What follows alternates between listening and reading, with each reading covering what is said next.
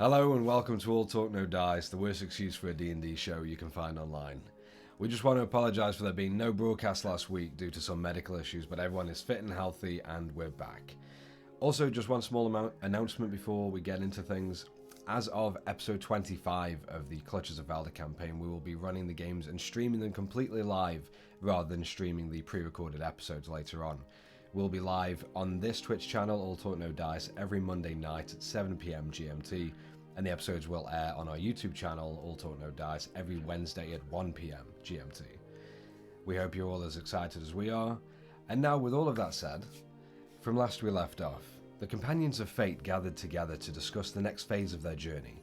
As you all took shifts through the Night's Watch, Ralof and Duke spoke heart to heart while Gerald and Tara took their time travelling across the dunes in search of a mysterious set of noises.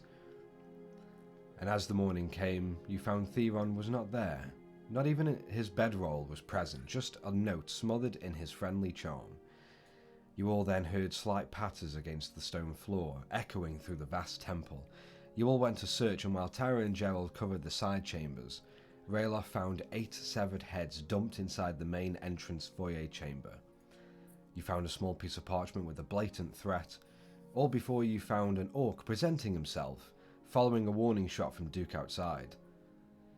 And as he introduced himself as cruel and made a very bad argument, you quickly took his life away, Duke leaving his face mashed and mushed up and soaking into the hot sand after he fired shot after shot, long past this orc's death. But before you laid waste to this fiend, he demanded on the words of the herons that you kill Bar and bring them his head. And after a short discussion with Duke and Bar separately, you all decided to split up and find the real Cruel and Mogrush in their separate camps to the east and west of your location. Duke straddled Thistle, the large muscular mare, and with a few words of gaining allies and dealing with Cruel, as well as Brenton receiving word to prepare themselves, he rode off, leaving all of you, joined by Bar, to find Mogrush. Now, as the distant hoof falls of Thistle thud into the packed sand, leading off to nothing but the whistling winds, the heavy footfalls of Bar shake the temple chambers as he clambers through, breaking off part of a stone pillar in his wake, getting ready to follow all of you to hunt down Mogrush, the Defiler. And this is where we pick it up. So,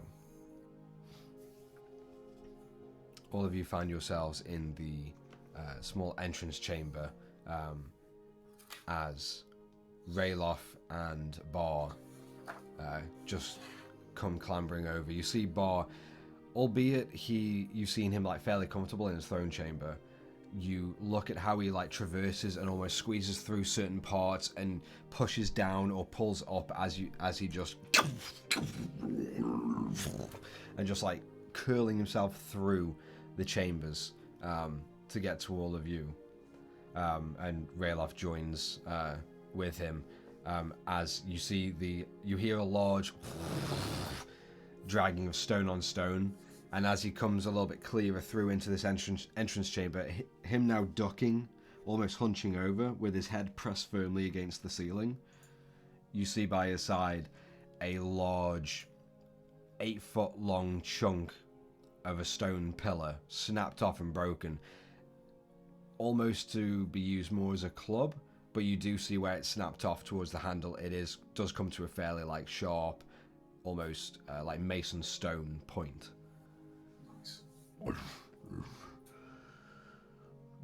We are going. You all prepared, big guy? And he just like looks to himself, and you kind of take note of the lack of supplies or items or anything on him, and you just see it's more just this large like tapestry of a robe, a couple like one odd little pouch on to his side, And really, that's it, except for this huge colossal piece of the pillar. When you say little, does that mean like we could fit in it, kind of? Literally? I'd say you could probably get like your shoulders and head in. Okay. But it is fairly small. Yeah, it's especially quite small, even smaller compared to his colossal form. Okay, cool. That's fine. Perhaps a spare horse would be good as well. I've already had breakfast. Are you gonna be okay with all this, son? I'll be fine. Fantastic. Let us head off. Oh, how fast can you walk? Very fast. And he just like steps over you, and Okay. you notice as he like steps outside, all of you kind of see his eyes instantly just sheer away from the sun. Yeah, I feel that. Too bright.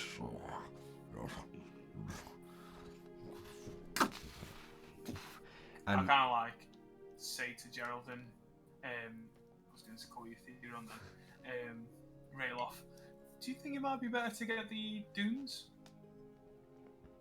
and just follow him? Hey, mine's already set up outside. That's right. Could we? Quickly. Do mine. What would we do about the horses then? Just leave them here. We could take the horses and try to make them run with us. Or That would mean 2 of us ride a horse each. That is true. or Tara, could You know you tell them to go back to the village? I could, but it's gonna be 10 minutes. Are we bringing horses too? We could just bring the horses with us. Is I there somewhere to will rest? get them. and he begins to stroll over towards the horses who are just outside the entrance. As you notice, he took like only a few steps away from the entrance, heading left out of the temple, but it would be eastward, towards Mogrosh, or towards the camp that Duke mentioned to you. The interesting thing though, although his body moves slowly, the distance he can cover is surprising. In those few steps, in only a few seconds, even though he's colossal and it doesn't seem like he's gone too far away, you estimate roughly in those few seconds of a few large steps, he's covered about 40 feet. No, that's right now. Before he turns back and mutters to all of you as he strolls back in about 4 steps or so. And he just goes and looks at the horses. Are we best off using them as us to travel in, so we could somewhere to sleep, or? Do you want the cart or the horses? I think we just need the horses. Yeah, but Bar, you gotta remember. Please don't eat them.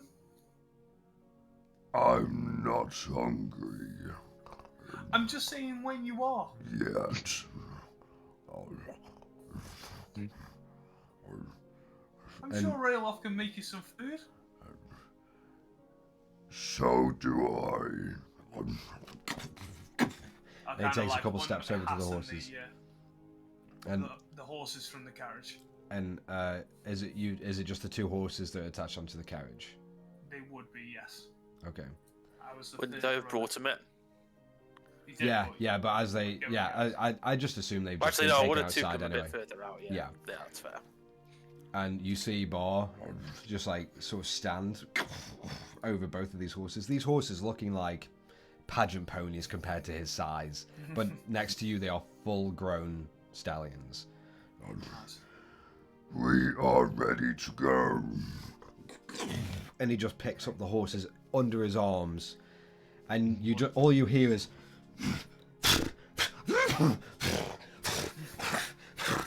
as the horses kind of freak out as they are just basically being just pulled up off the ground. All four hooves, after a little bit of resistance, you kind of like notice them both just and just like slump down, and all four hooves are just like in the necks are just slumped slightly as Bar just has them under. Gonna focus on the dunes then. Start putting it up. Yeah, and you very quickly just get everything sorted, getting the sail in, getting your feet ready. Rayloff, are you getting on your Doom Whisper as well? Yeah, I'll get on the Doom Whisper. Try it. Oh dear. Big tall rail off getting on a rune. He's not feeling confident. It Let's is. go. It is a little bit narrow for you, but it's not completely out of the realm of possibility of being able to control it properly. You just have to kind of. It's almost like, not to the degree of getting on like, as an adult getting like on a toddler's little bike with stabilizers on. Not that bad, but it's like getting on a kid's bike. You have enough room for your legs to move, but it's still a little bit. Your knees could hit the handlebars style. Don't turn and bring your knee up kind of deal. That kind of style with the Doom Whisper. So it's interesting to get used to for you, Rayloff, but very quickly you kind of find like a little bit more comfortability with it. And you just see a Bar. Lead the way. Who's got the best eyes? Follow me! Yeah. And Okay. Gerald go first. Gerald is going to go. Yeah, Gerald, you just lean forward and be more comfortable controlling this. Tara, you're a little bit shaky. Rayloff, you're definitely alien to this device. As you just see Gerald and just take off his as he gets blasted off. Can I have both of you roll an intelligence check for me? No. Oh. It was average start intelligence at 13. I rolled. Okay. I'll take a 13. 13, you kind of lean forward and back a little bit, and you feel like a quick little jolt before you come to a dead stop. And then you kind of lean forward slightly, not to try and bury the nose, but lean forward a little bit. And you noticed as you disperse your weight, you see across the sail just some blue tethers flash along the side of the sail. And it almost looks like it's kind of like a counterweight to your weight to keep the Doom Whisper balanced out enough. Awesome. But then it begins to just slowly ease in to a very gentle takeoff. Awesome. Rayloff, what did you get? 3. You noticed like how Gerald confidently just like leaned in. You see Tara who's like leaned forward, and you just look down, and you just bring your knee up and slam your foot down into it, hopefully trying to catch up, and you just see it just go into the sand. And as you're writing your way back, I'd say just roll another intelligence check with advantage for me. As the footsteps, they don't quake the ground as much as usual, but Bar begins to just over you. And what did you roll? I rolled a 5 and then a 7. Okay, and is that the total for 7? Yeah. Okay. You kind of get yourself up, and then you slam down again, but a little bit softer, and the nose kind of just like, you hear the arcane in the sail. Like, almost like, as if like you are going full throttle before, and you can just kind of like angle it back as the nose like digs into the sand, and you just pull it back out of the sand and try and like have to like get off and pull it out of the sand as you buried the nose. And as you just about get to grips, as your two allies begin to off and curve across the dunes, you gently begin, and it does, again, getting used to it, you do slowly begin to take off. but just as you are pulling out the sand and before you lean into it and slowly get going, Bar just and like steps one big leg over you with the horses, and you just like see both of the horses almost defeated in nature, just and all you hear Bar say, I'll see you there. Wow.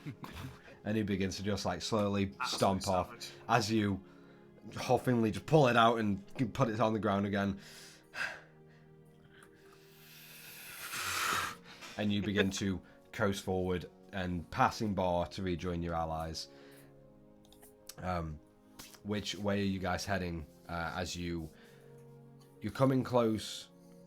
A few minutes in, you notice that it is looking fairly familiar to where that packed sand road was that you initially found the temple on.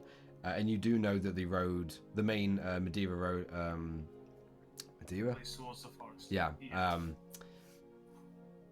Begins to either, if you were to go northward, leads towards the forests of Graldheim, and then the right to the south would be heading back to Brenton and towards the southern end of Graldheim again. If we were originally heading the right way in the first place, I would use Mind Link towards Gerald to say, the best way is straight across the desert with no paths, as the crow flies. And Can see I if respond to this again? You can respond to Mind Link as long as we're close enough, which is 50 feet. I would assume we're 50 feet. Yeah, we'll be within that at that point. I'll confirm, but yeah. Yeah, you can use the ability to one creature at a time. Giving it to a creature takes it away from another creature. Yeah, that's fine. The creature must be able to. Okay, you must be able to see me. So you would have Yeah, to it should be far kind of enough. turn around. Oh, I'll just respond quickly. Got it, but we'll need to wait for Rayloff. I'm gonna attempt to do a flip off a June. Okay, roll an acrobatics check for me.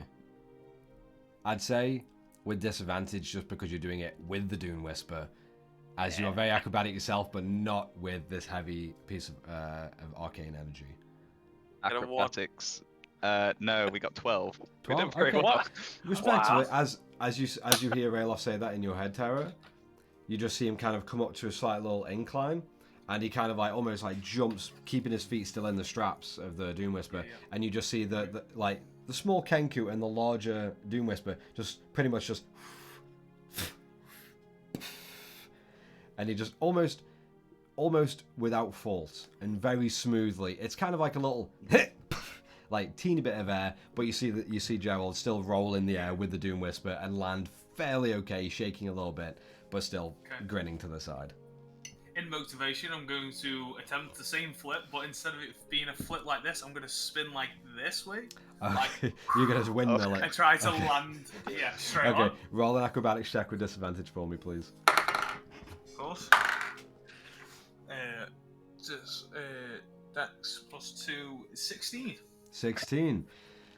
Gerald, you feel confident as you land, and you just kind of look back towards Tara, like really smugly, before you see Tara just kind of like coast, just following that trail that you left, before she just hits the slight little incline ramp, and you just see her, like her hair just whip around as the Doom Whisper just so smooth and cool. It almost like just hurts you a little bit. Can I try to do something? Since I was struggling with it, I would assume that I probably would have accidentally put too much force on. So I want to jump up that ramp and just go flying past both of them. Just go. I'll say roll a dex saving throw for me. There we go. 17. 17. Okay. Gerald, you land this like nice little hop and flip. It like nothing too crazy, but smooth and collected.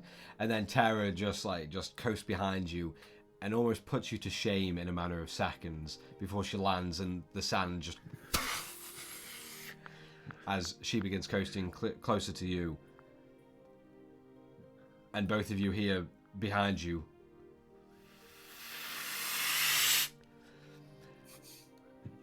and you just hear a slight grunt as it and you kind of you see a shadow being cast on the ground in front of you. You're not sure what it is. It looks very strange and misshapen before you look above and you see your Goliath on the Doom Whisper hurtling through the air. Just as the go past, go shit. As about 10-15 feet in front of you, the Goliath slams down. You hear a couple splinters of the Doom Whisper as it collides with sand like a hard impact before you see Rayla like shake a little bit and try and right herself, just barely holding himself up. Nice. And just after that, you hear My turn! and you feel like under your, like, as much as he hasn't really affected the ground outside in the sand dunes, it begins to rumble at this point as you all kind of like, you hear that just booming voice echo across the desolate space of nothing of the Crawler's Respite, and you turn and you see the fully grown, or roughly about full height, about 12 foot tall ogre charging, one horse in either arm, and you see them just being swung around lifelessly as he Long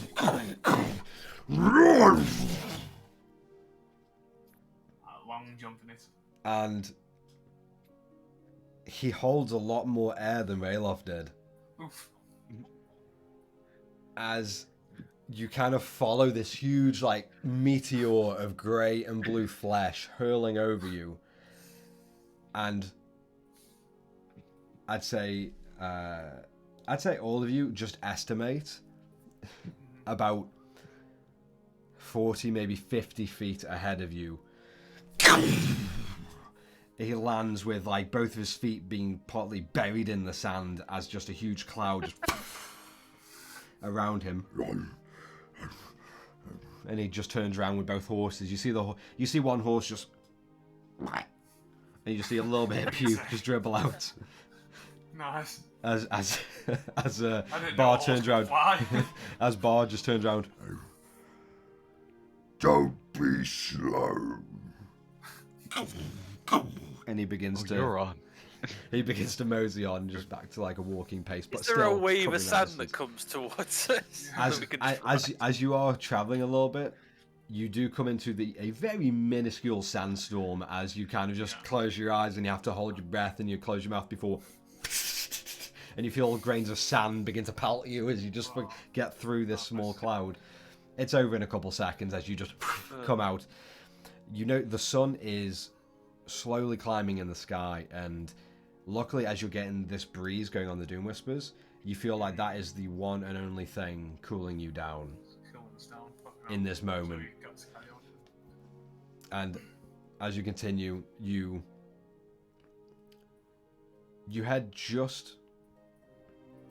continue eastward, right?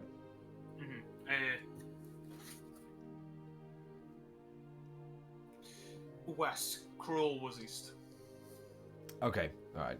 So you're, or is it? We would have been going the right way. Yeah. Whichever one was closest. It was whatever was out. It was the other direction when it was. Was it left? Actually it was west. Or yeah. I was going to say yeah. So coming out of the temple, you turn left and heading towards like the Madeira roadway, right? Yeah. Or Madeira, yeah. So that was. Because that was, you're at the top north and you're coming left, so you would be going eastward towards Mogrush. Okay. Yeah. So what's his face? Duke's gone west. Yeah, Duke's gone Back towards the town. No. South. Brenton is south. He turned right out of the temple, turning like the map. So north is at the top. He was going westward. Okay. So he's gone towards Mogrush. Okay. So we've come out that way and then headed east. Yeah, I get and you. he's come out that way, going west, away yeah. from the roadway, and away from the temple that way. I get you. Fine. Okay. Yeah. 2 points. I'll just bring that up afterwards. Okay. Okay, So well, you anyways. you all continue on, and the sun is bearing down on you, but like I said, the breeze does cool you down a good amount as you all just careening through the desert. Now, in a weird sense, a lot more free and happy without the constant worry of any beasts or insectoids popping out whatsoever. You notice like the odd, larger centipede and a few bugs that do just buzz around you. But other than that, it's smooth sailing. And you see absolutely no remnants, no evidence, no memories of the husks whatsoever. And after I'd say about 20 minutes or so of leaving the temple, you come up to the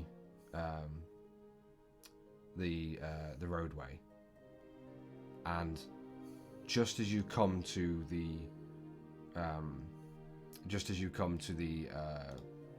pass, basically like a small little path that just crosses across the main roadway, heading further eastward. Yeah. You pass, and as you get up, you notice Bar just slows down behind you, and you just see him looking over you. I'll take that as we're trying to slow down from him slowing down. Has that always been there? I'm going to turn the Doom Whisper around a bit to come back to him. As you get to him, there's like a dune in your way before he just like grabs you and the Doom Whisper with one of the horses and just lifts you up. What? And you see over. What? You see just in the distance, probably about only about a mile away from here, on the main roadway, as if you a little bit further south from where you are now, about a mile south. You see just a blur, and like with the sun shining in your eyes, you can't make it out too well, but you see like this almost like a wooden structure, as if there should be like a big banner or maybe like a new gate across the roadway that wasn't there before. I don't remember it. Hey, do you guys remember a gate anywhere? I'm pretty sure there was no gate. No.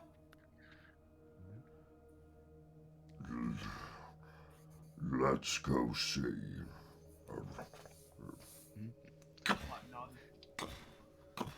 And you see Bar still carrying the horses, putting you down, Gerald, back onto the ground. And what are you guys doing? Is there anything you want to do in particular? I'm going to say that we'll kind of like take Bar's lead and try to learn how to move the Doom Whispers slowly, but enough so either we're like kind of round him or kind of leading behind him. I'll say, yeah, everyone who's trying that, roll an intelligence check with advantage for me. I think I'll stick to the left-hand side of that. The advantage is wanted. Nice. The advantage 16. is needed. The advantage is needed, either one. 16 for me. 16, Rayloff. 11. And Tara. Non-natural 20. Okay. Altogether, all of you kind of learn from each other as you kind of like position your bodies in a certain way, trying to match like Tara. She's like a little bit better. Gerald, you're kind of getting the gist of it, and Rayloff, you are a little bit behind, but this is very new to you. This is very alien. But you do copy your allies slightly, and it does help, and all of you find yourself at a fairly comfortable 30, 40 feet, every few seconds, staying in line with Bar, if not just a teeny bit behind, just a couple feet. Yeah. And after a couple minutes of continuous travel, or I'd say about five minutes or so, you all begin to see the structure get bigger and bigger and bigger. And you look across the roadway, and it's about 60 feet away from you. Very clear to see for everyone. Even the sun bearing in your eyes, you just ignore it and you just focus in on this. And you see a wooden structure, a large frame looming over the entire roadway with anchors on either side, just holding this almost ramshackled frame of a structure in place. And you see this structure, it has the anchors and the feet leading up to posts on either side, as if like a new gate might have been built. Yet, raised up slightly, there's just one large, almost like full tree, or tree size of a log, just affixed to the top. And you notice ropes attached and wrapped around this log, various sections about a few feet between. And attached to those ropes, you see 3, 5, 8, 10 humanoid bodies, all beheaded, with the ropes bound around their chests and torsos. And you look to the ground as you are fixated on looking up, and you look down and you notice, maybe just hidden in the grand illusion of this, but now very apparent, you look to the ground across the roadway just underneath these bodies, and you see just smaller posts packed firmly into the sand, covered in dried blood, as you see 10 familiar severed heads rest on top of these posts, mirroring and facing the hanging lifeless bodies of men and women of all kinds of ilk, in the same blue and brown armor you had seen once before.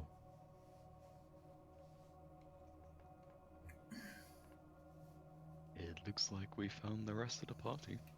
Yeah.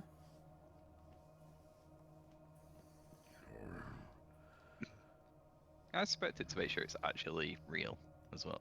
How would you like to inspect that it's real?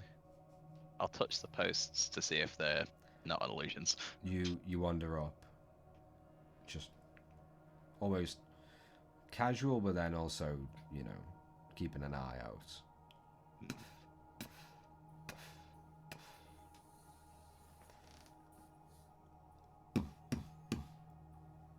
It's completely solid. You notice the dried blood in the heads are all set to looking up towards each of their corresponding bodies hanging from the structure.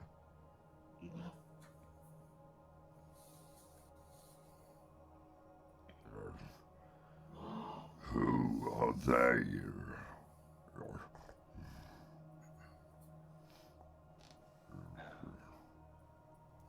They are friends of the Lord of Brent,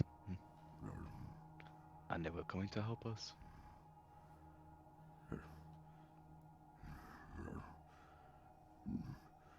Mogrush did this. Cruel would not. He would stab you in the back. Well, that's much more nicer to know.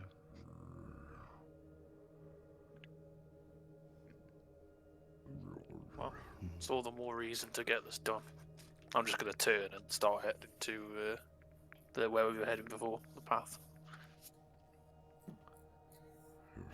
Is there any kind of written parchment or anything to be like, if these bodies are found, they wanted us to see this, apart from just obviously everything that's being shown? Roll a perception check for me. seeing it. It's a natural one.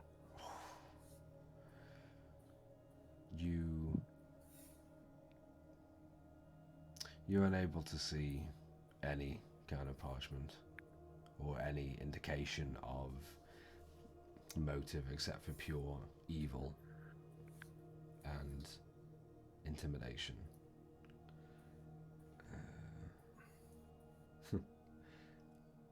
You hear Bar just mutter, There's something on the top.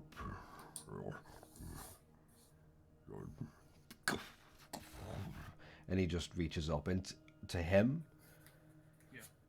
it roughly stands just about at his head height, this large beam. So it's quite high up, like set about 12, 13 feet up. And you see him just pull something off, disappearing in his large fingers. Neighbor. And grabbing out of his large mitts, as almost like your hand covers maybe like the span of his fingers. Lovely. As you reach out and grab it, and it's a torn, almost like surprisingly, it's not parchment, but it's hide. Do I know what it's from, or can guess roll a nature check. Better. Nature. 5 is 22. Nice. You notice with the flimsiness or the agility of the hide and how easy it is to manipulate, turning it over and seeing similar patterns of grey and black, and like cream in there as well. You notice, and you've seen off in the distance while you've been here, just a few in the night. You see some kind of like descendant of hyenas that stroll across more of the rockier landscape of the Crawler's Rest. Not really in the Crawler's Rest, but just around Growldean. Like for in the forests, it would always be more to the southern end of the forest where the desert and the tropical landscape meets the rainforest landscape for you. And it would always be this dry, cracked, rocky landscape where you would see a few of these hyena-like creatures. And you notice it's the same colour scheme of the fur and the coat that most of them do have on them. You also see scratched lines into the underside of the hide where it's almost been partly treated but mainly left alone, so it is like just thick, dry flesh underneath. And carved in, luckily in common, as you kind of turn it a couple times and then you find where, what orientation is supposed to be written. And it's weird, it's not portrait or landscape, it's like partway in the middle where it actually lines up and creates the message. And you curl the hide in a little bit, connecting a couple of lines that weren't together, and as you crumple it up slightly, really awkwardly trying to hold up every bit, it comes together and the lines meet, and it creates a small carved in message by a knife or an arrowhead, whatever sharp implement something or someone might have used. And it just says, "No allies for you."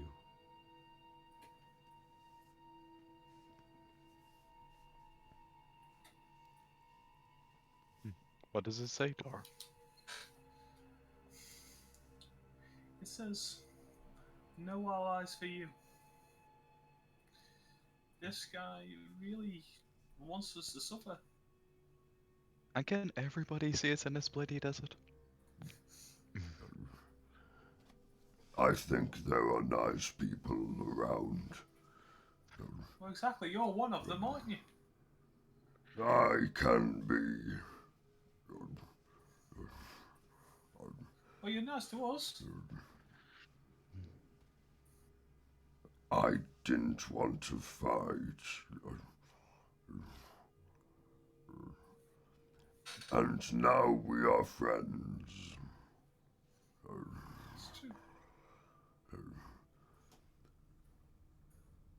Mogrush did this. He is not nice.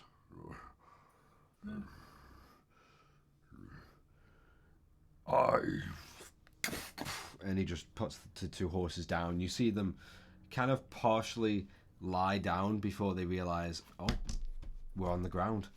And they stand up and stretch their legs, and like you hear the clops of their hooves into the packed sand, and you see them find happiness once more. They stay where they are, have a little prance around, and as they do, Bar just puts them down. I will not let these people hang like wind chimes. And he just like turns to the side, like pushing his shoulder up slightly onto this large beam, this 8 foot, well, probably about 10, 11 feet long beam that is hanging all the bodies up. And you just see in one swift go, he's going to lift his leg up and like Sparta kick one of the legs away from this beam, or he's going to attempt to.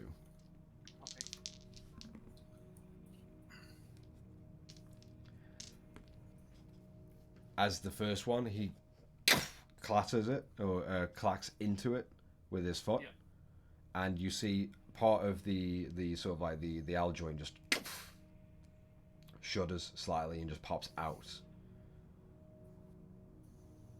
Before he then... You can help anytime. And he's going to try again. A lot better. As he says that, and he takes that second kick, as he's like supporting the beam on one shoulder, you just see the joint and just like latch off, but be kicked like 4 or 5 feet away, dragging the anchors into the deep sand, as you just see it come to a dead stop. And you see the bodies kind of just shift as they just hang lifeless, before you see him motion it and slightly pick it up an angle and come under and turn and put it on the other shoulder. I will get the other side. And he just like goes to kick one more time. Is anyone else doing anything during all this? I will try to pull on the side that he's going to kick. I'm going to watch. Yeah, I'm going to go help, but I'm just going to shoulder charge it. Okay. So, Tara, Rayloff, can I have both of you make strength checks for me, while Bar is going to make one as well? It's 11 from me. I also got 11. Nice. It's not going well today. Well, so a good average. He rolled really well with a 24. So it's at least one good one. As Gerald, you kind of watch for a second, kind of like scratching the horses and keeping them where they are for a second, as you witness this colossal ogre shouldering a beam full of hanging bodies that have no heads, that are just on those small posts below him. As Rayloff charges forward and cracks into the other connecting beam, and Terra's on the other side. As he charges and you feel the impact, Terra, you begin to pull as well. And both of you feel just, and you just see some of the like large heavy nails just protrude out slightly, as you do make some difference. Before you hear the booming voice, Tara, you just hear Bar, out of the way. Yeah, and I'll let it go and move out the way. As he just thuds his large colossal foot into it. And luckily you just come to the side just quickly enough before you see the whole like frame, or the side frame, just... It's weird, there's no wind right now, but a breeze casts across your body as the entire frame just gets lodged out and thrown about 5 to 8 feet away from you before the anchors you see are grinding into the tons of sand that create these dunes around the roadway, and it just stays embedded in that dune as the same on the other side. And now Bar just turns, and this large beam just swings around with him. And almost like small wind chimes or dolls on sail, you see these bodies just swinging and moving with the smallest amount of movement from Bar. Now what do we do with them?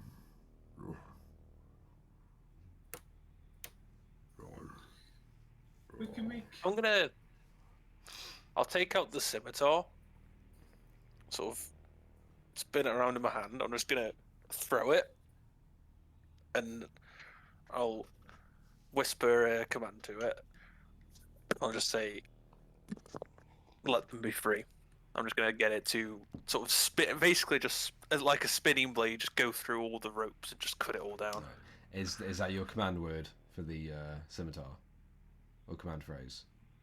I have no idea. Well, it's a word that It's yeah. Use a word.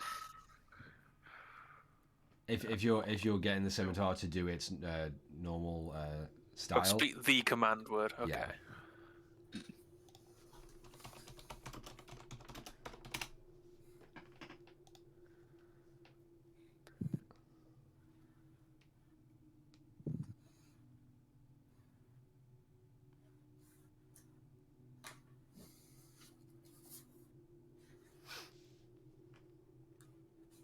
Have you got a command word?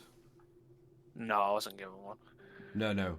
As in you make one up. On one. Oh, do I just make one? Yeah. Okay. It's when you attune to it. Yeah, when you tune to it, you decide your own command words for any items that require one.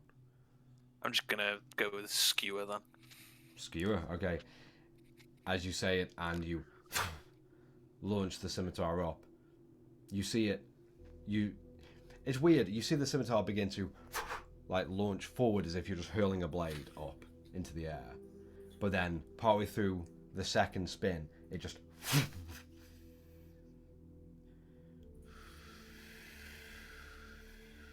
begins to rotate slightly as the blade is pointed up, the handle is reared back, and it's just coasting in the air before it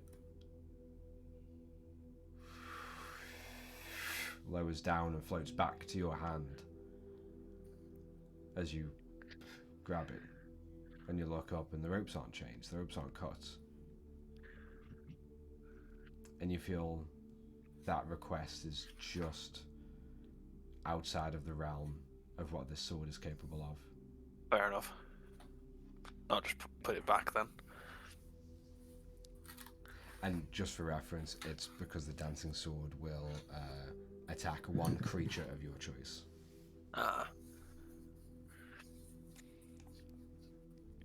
That's fair. But you see Bar, like you see the cogs ticking in his head, and he looks to you. Good idea. Small one. And he just lowers the beam down, and almost he basically just passes off from one shoulder onto his large chest as he puffs it out and grabs the beam, and he just begins to like squat down and almost like pulling back and then going forward as he lowers the log to like just gently lie these bodies down onto the sand, or at least this one, the sand dunes and the hills that kind of curve down. He just lays the bodies into the sand, and then just above them just like lets the log drop like just a couple feet so as not to disturb the bodies anymore. You can cut them free now. I'll just take a second then, just to cut all the ropes. Yeah, you take the time just to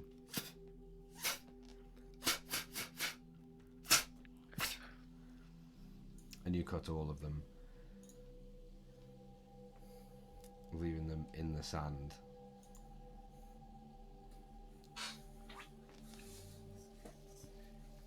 You see those spikes still stuck in the ground, with the heads still adorning the top. You noticed all of their mouths are just agape and open and staring up, their eyes wide open, just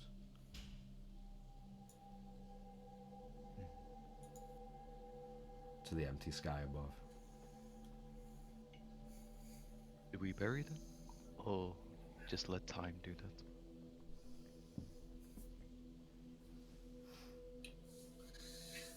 I'd like to say we could bury them, but we don't know which head fits which body.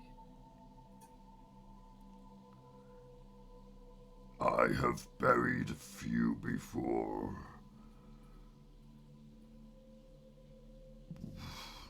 When they don't have all of their parts. I respect whatever you decide is best. Okay. And Do you need any help? If you could get the heads for me. as he scoops past the bodies and under that large beam, and he just... Do we need this at all? No. It's just a massive chunk Just of a wood massive, like, almost like a debarked tree log. Get you. Only if we want to knock on the door real hard. We could also strip it for fire in the night. I will leave it over there. And he just like palms it and lifts it up, and almost like, and he just launches it. I will be trying to get the heads off there. Yeah. As you find it, like, very delicately, you kind of like grab the head, and it doesn't pull the post at all, and you're just able to just like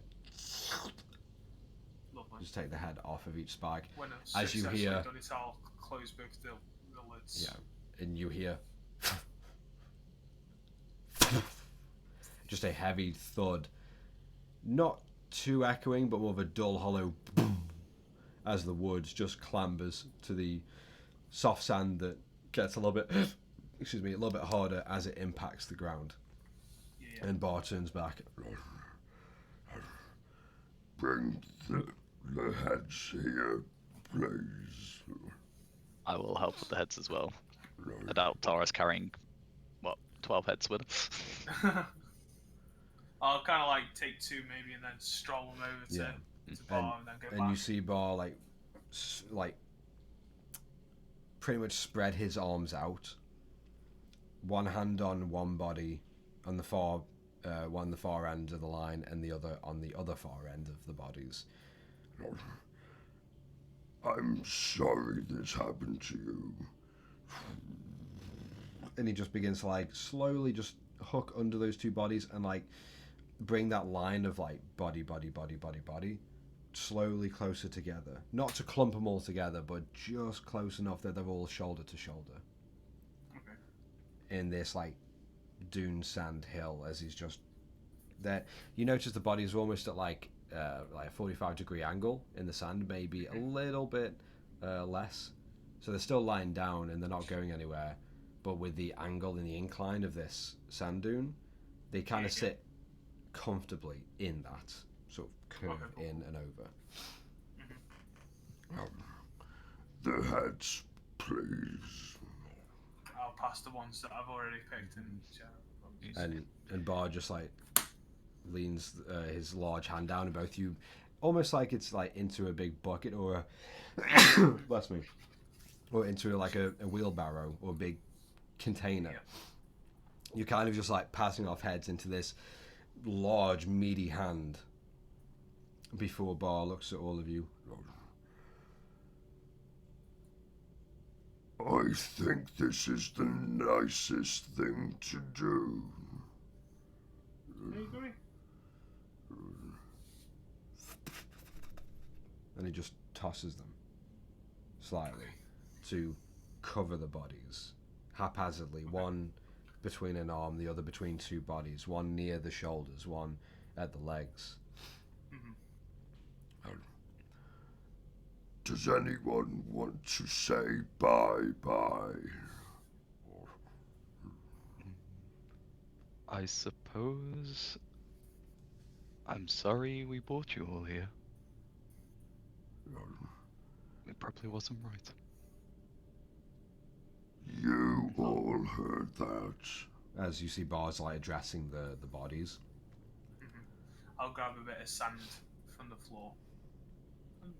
I'm so sorry. Is there And I'll kind of any throw it. weapons? Oh, sorry. Is there any weapons or anything by? I'm guessing no. There wouldn't be any weapons by the where the bodies were. No.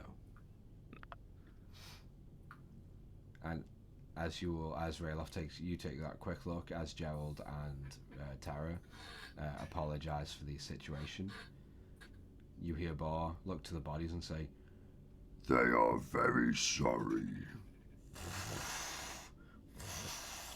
and he just like manhandles the sand around and just brings like this dune a little bit flatter over to the roadway just to cover them and encase them in this large amount of sand.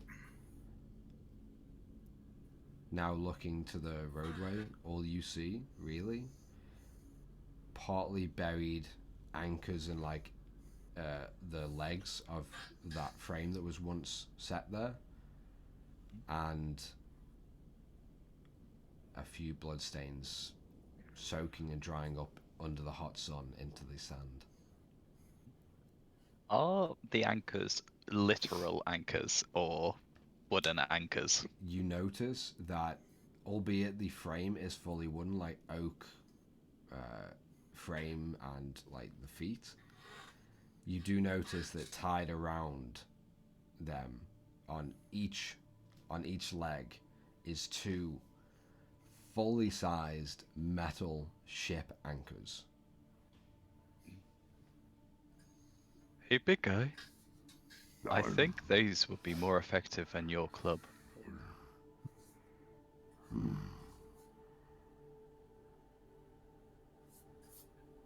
I have an idea. Let's see. And he goes over and basically he goes to one of the legs, and you just see him almost like split the frame just to be able to get the ropes off. And you notice they aren't ropes attaching the anchors. You see heavy steel link chains as he and you just hear that slight little rattle of chains just come off. And he holds up these two large anchors. As they are, compared to him, I'd say each anchor is about as big as his chest, give or take. If not, a little bit smaller. But he puts both of them down. Goes over to the other and rips the other two anchors off, still attached by one long length of chain.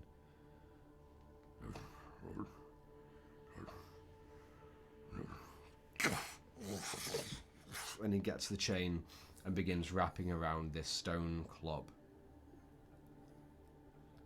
And as he picks it up, and as he bears it on his shoulder, you hear a rattle, and four large anchors you see just hit each other on the back.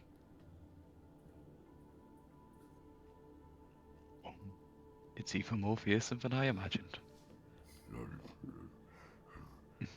I think this will work.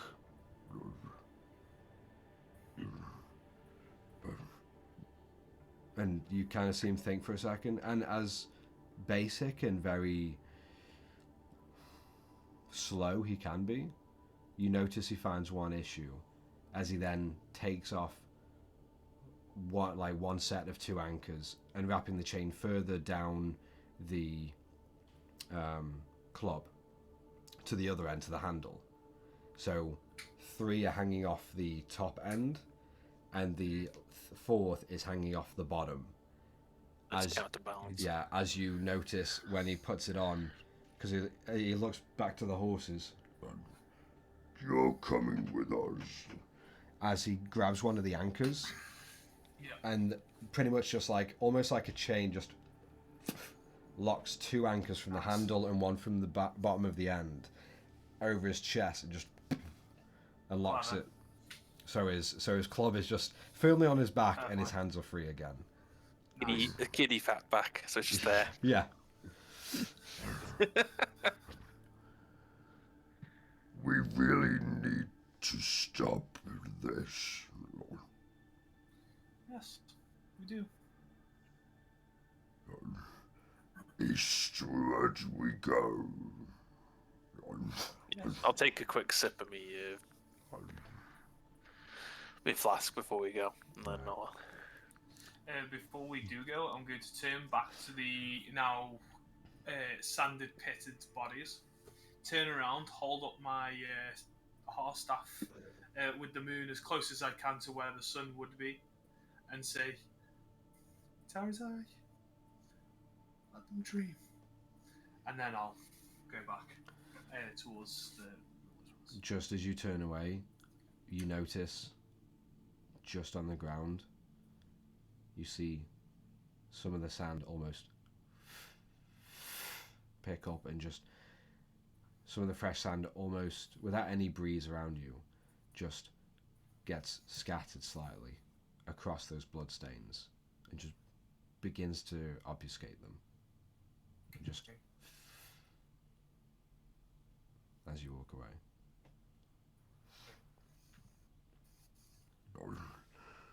Come then, horses. And you see, as the horses were happy for a few minutes, they instantly go back to regret and worry as they just... Not again.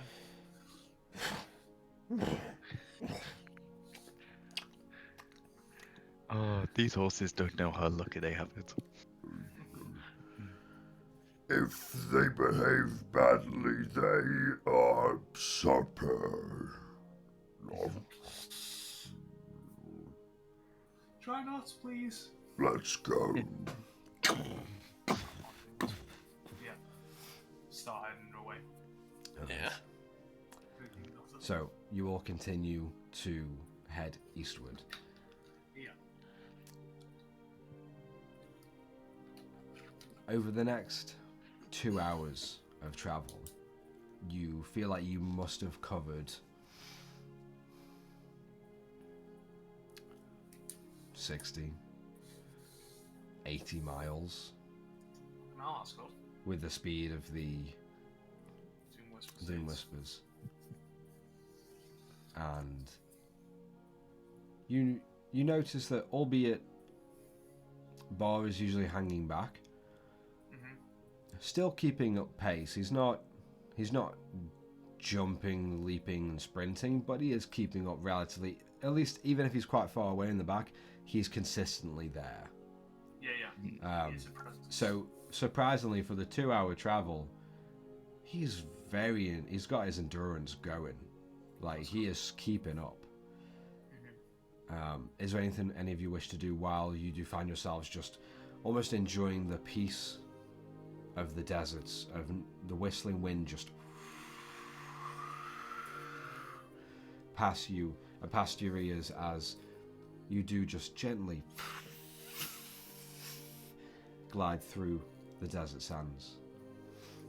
I'd say if we go so far away from Bar, I'd like to take the initiative to find a good dune to do a cheeky flip on. But apart from that, to like bring the gap closer and see if anyone else will follow. Okay. Mate, I'll apart from definitely that, follow that's the tricks.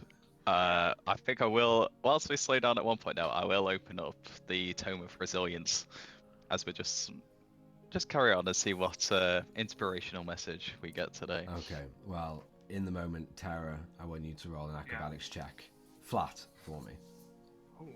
as you're slowly getting used to it. And Gerald, you as well, if you are joining with a little trick. That is a non-natural 20. Nice. I'm getting better at it. Yeah, I'm sticking with 12. 12.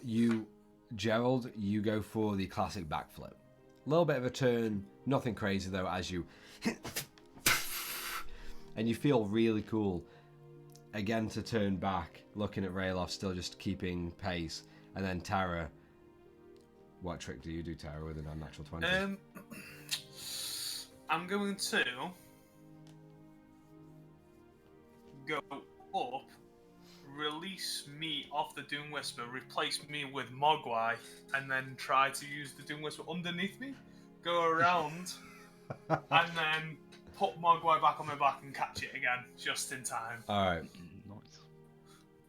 Nice. As Tara gets a little bit more air, almost straight away you see her like kind of push off the Doom Whisper, and as she does, all you hear is like a slight as Mogwai kind of flies off of her shoulders. As she wraps under and like almost swings under the Doom Whisper, Mogwai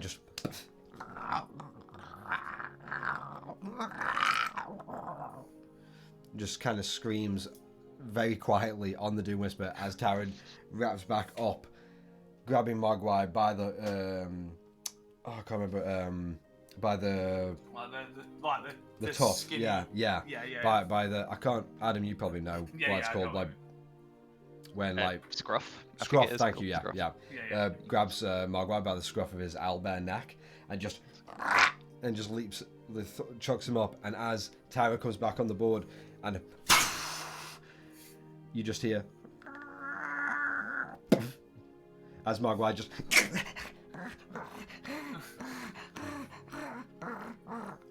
and just panting on your shoulder. Never again. Sorry.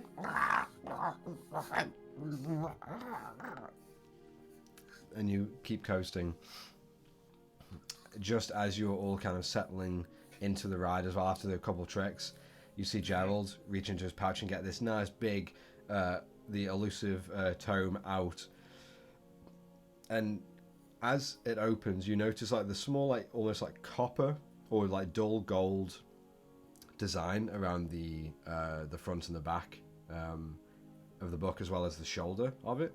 The slight design that goes round. As you open it, ready to hear any kind of positive message for the day, you see all of you see the gold design quickly just flash open, almost like dramatically and theatrically, as the page is just and as it lands on one page, you don't see any text written, but you hear in your head, "The sands of time change nothing of your solution."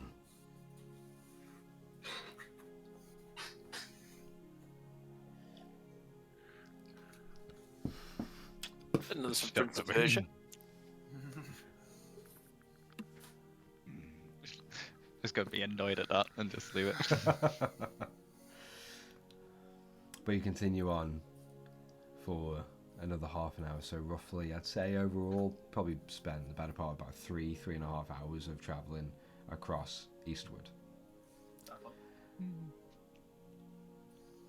It does Spall look like he's any part tired over you being at this speed for notice just as he begins to slow down a little bit, you all kind of slow just a little bit to creep back towards him and let him catch up comfortably. And as you do, you look off to where his small pinprick eyes are staring over, and just 200 feet away or so, you see in the desert sands, this surrounding, you see it's almost like the level of the sand dips almost to what you could imagine is bedrock, or the bare solid earth below. And albeit it is still golden around, you notice that the sand around the vicinity in front of you is thinner, like a thin surface of sand upon hard grey stone. yet in the center, the sand builds up again to an unusual dune or point that almost looks like it's partly man-made in the shape with the clearance around, yet this abundance of sand towards the center of this 120 by 200 feet almost crater in the sand, but still disguised with enough sand that you, at a glance, you wouldn't really notice too much. But as you step foot within the vicinity of it, you notice, rather than the sand just below you, you hear a of the sand crunching beneath your feet and a harder surface. Does the Doom Whispers carry on working, or does it stop? You notice just as you go a little bit forward on the Doom Whisper, you see the blue strings in the sail. As soon as you hit that harder surface and where there's less sand, you see it just almost split, like spotter to try and find anything before detecting nothing as the arcane fades, and you kind of it slams down slightly, like an inch or two to the ground, as you kind of have to quickly get one of your feet out of the restraint and plant it on the ground before you fall. You just catch yourself. I'll turn around and just say, slow down. What? Gerald, I want you to make a dex saving throw at disadvantage. Yeah, I'll slow down. Okay. And as Terry, you shout this, you see Rayloff quickly ease off, and Gerald just straight past you. That was a 7 on a saving throw. Nice. Amazing. You hear Bar I'm always slow. as he's like trailing way far back with the horses, as Gerald just and you see Gerald just falls, and with his hands on the sail and his feet on the board or in the latches, Gerald, unfortunately, you fall forward and you just eat shit, and you just start carving your face into the sand-covered like stonework as it just you take 5 points of road rash damage. Beautiful. As you get up and your beak is sore and you just rub it in. All of you see like across the orange beak, right? Or Black, actually. black. You notice bright white scratches, almost as if like when you scratch your skin, and like harshly enough with like stone or on concrete, and it's just that shock white scratches. You see that across part of the side of Gerald's beak, where it's just because his beak is that dark black, these white scratches just illuminate almost off of the beak. And Gerald, you just feel like an ass. They're gonna just rub myself and go, no. What? My pig? My beautiful pig. Alpha. Just tell me. How bad is it? You turn into me towards it. You are beautiful. Thank you, Bob. Nothing did a bit of spittle work. I You can would do make it. that. Oh shit. Come here. I was thinking just a little. And you just see, as you're saying that, you see Bar just almost like booming and echoey in his own body. You just hear, I'm running away. and he just blasts this like small little torrent of gel. And Gerald, you get absolutely covered in mucus and spit as it slams you to the ground slightly, and you bring one wing up, and all you hear between your feathers is just. Lovely. I wouldn't want to be you. Do I wipe you now? No, I've got this myself. Just go to actually. I will wipe the beak to see if, well, to even think if that hopes. As you just like get your hands in wings and you just like, and as you whip it off, you do notice some of the scratches are not there anymore. There's only a couple faint, like greyish like lines, like where it's dug into your beak, but nothing that a little bit of time won't heal. Oh, thank you, Var. You're welcome. I will also cast Prestidigitation to clean myself. Yeah, all of you, you see Gerald almost like spin, and as he spins, you see some of the spit just off of him as he Very casts, mask-like. yeah, as he casts Prestidigitation, and the spit kind of just like begins to just flutter off before halfway through the spin, you hear that of like wet cloth and fabric whipping around, just turn to a nice gentle as Gerald stands there, clean and dry. Nice. I need something like that. Do you need so much my spit? No, I don't. too? No, I don't. Yes, he does. Thank you, Bob. no. It's No, I love a don't. taste of it. She wants spit too. No, I don't. Yes, Mm-mm, definitely. Oh, definitely. I'll Oh, get as loud as I can 100%. above Tara. Roll a I'm gonna deception run check. if you go. Roll a deception check and roll a persuasion check, Tara. So Yeah. Gerald's deception and then Tara persuasion. Persuasion. I don't think it's gonna work. Come on. 21 on deception. Yeah, 11. I'm gonna No. start heading towards Gerald. And I'm just gonna This is run the happening. moment I hear well, it. Bar rolled a 6 on insight. Okay. I'm running as fast as I can. Make a dexterity Might be saving throw for me. As Rayloff, you turn, you hear the snorting again, and you're like, 14. and walk I'm away. just gonna go stand behind Gerald and just and sort of grab yeah. him and just hold his shoulders very tightly.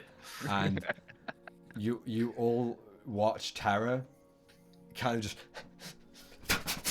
and begin to like serpentine snake it through the sand a little bit, about 10 feet away, and you hear Mogwai just like serpentining behind Tara as well, and you hear almost slow-mo and you just hear barreling through the air of just wet mucousy spit just barreling through the air towards you. And what did you roll again? 14. Just barely, as you hear behind you. I'm gonna jump out the way. As you just like almost like an explosion behind you. You just just dive out the way. Yeah. And all of you just see this big large spit just and it just latches onto the sand and the ground, curling up slightly in itself as it just and Terry, you just barely dodge it. Dust the sand off me. I hate you. Points at the Gerald. Oh, what very love. And are you here for your own shower too? I think Gerald needs another shower. Frankly. No. But later. My have work to do. mouth is dry now.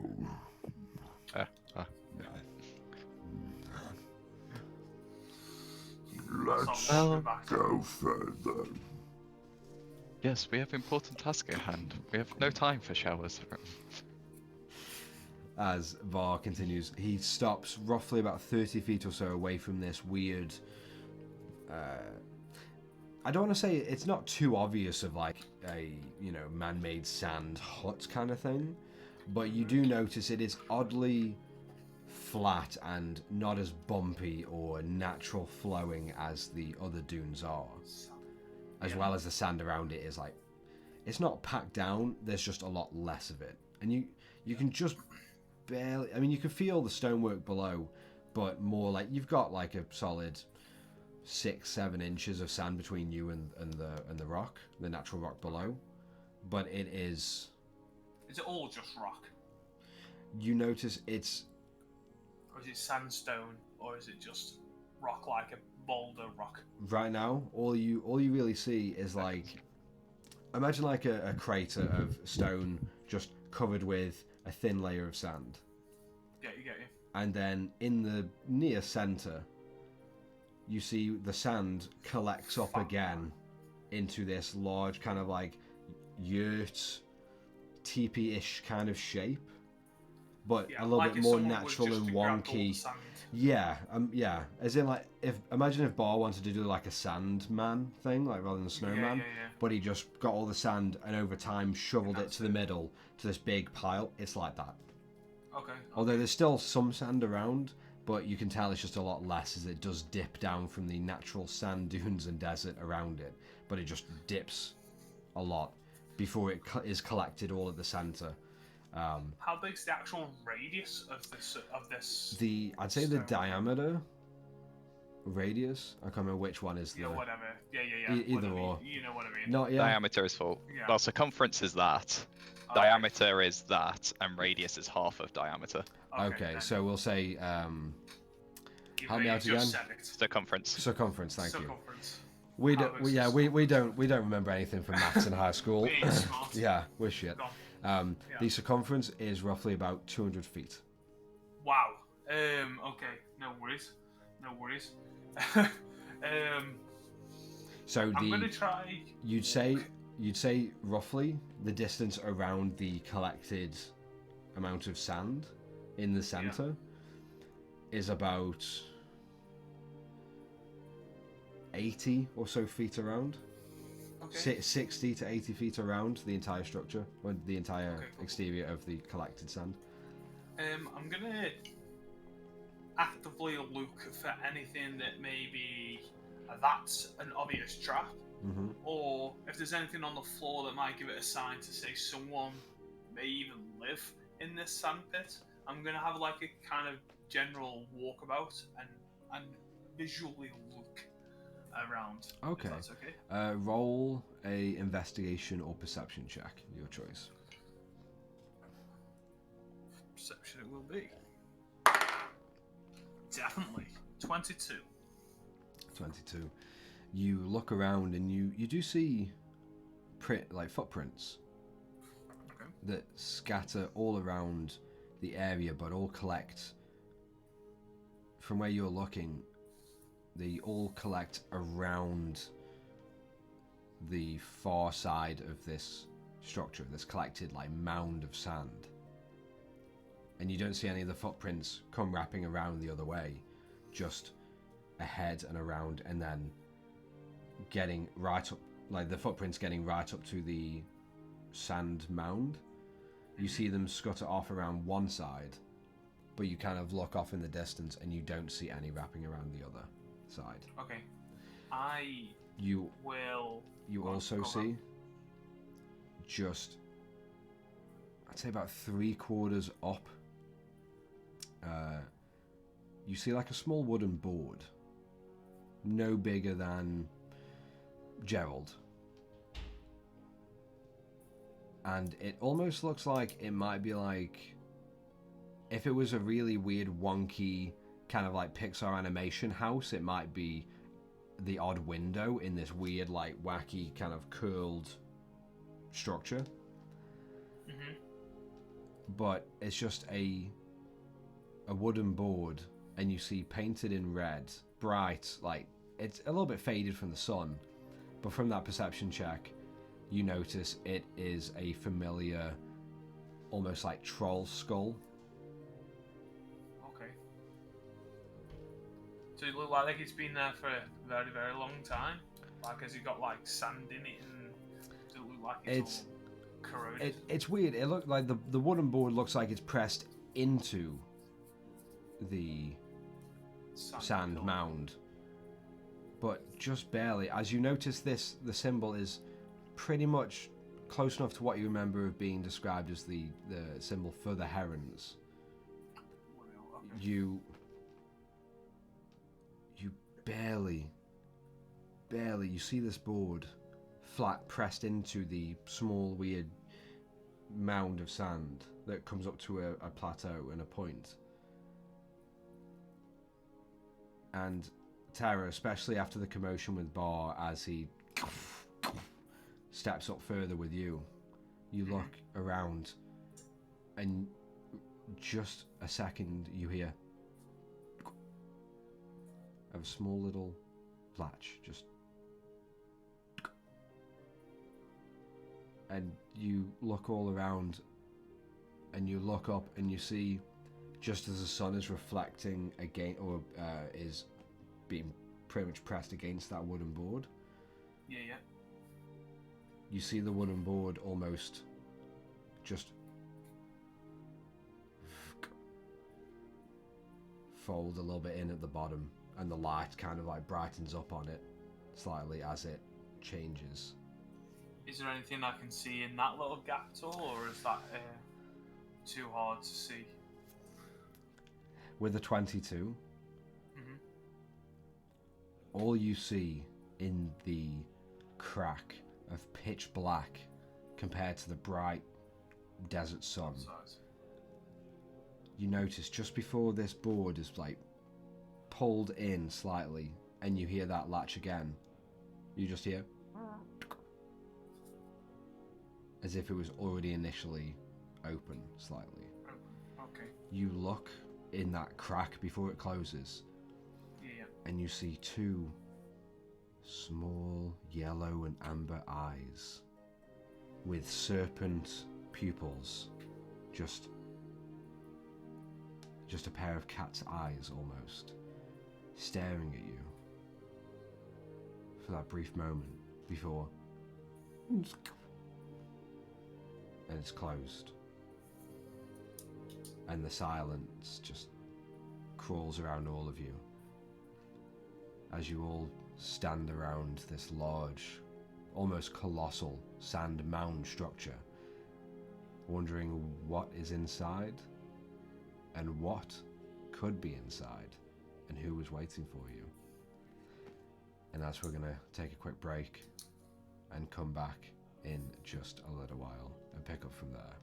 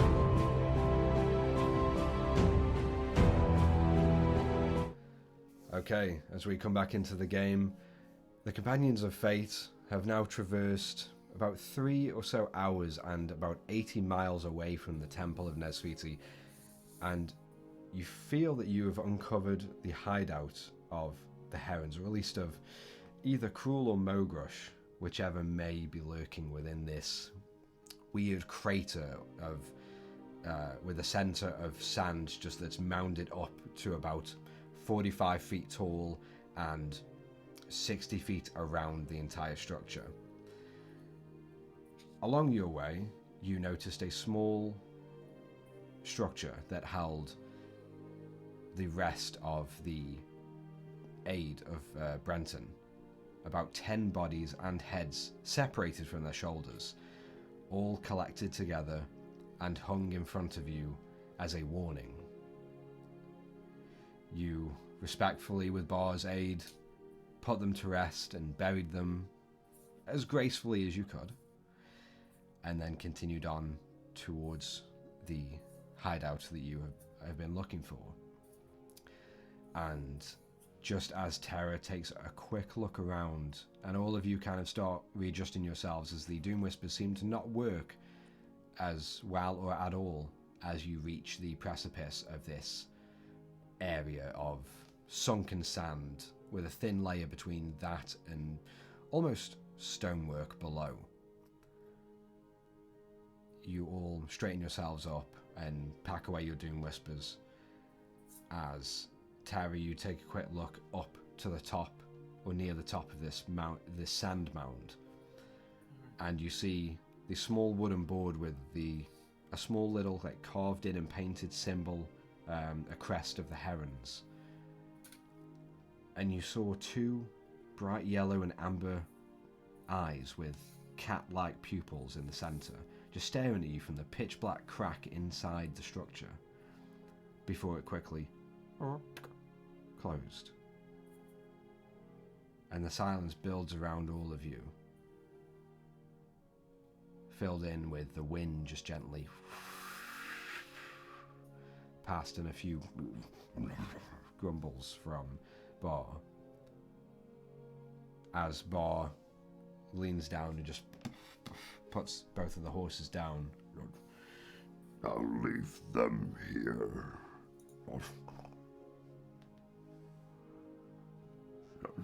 And he just looks up.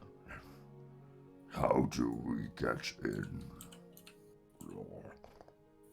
I know. It'd be pretty tall. How tall is it, Liam? It's about 45 feet from the ground at the very peak. Fair enough. You know, Realof, they spend all this time producing this giant sandcastle, and it just looks like a giant turd. A 40 foot yellow turd. We could make a better sandcastle than this. What's a turd? What comes out of the back end? Oh, Dung. yes.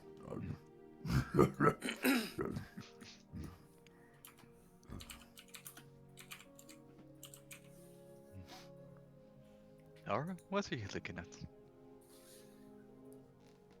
I've seen some eyes just pop out here, and I'll just, attempt to try to point at where I've just seen them. You follow Tara's pointing finger. Yeah. I think I saw some eyes. And then the gap that I saw them in just closed. Did they look friendly? Did the eyes look friendly? I know they were like serpent eyes, but like a cat can be happy and then all of a sudden just turns it.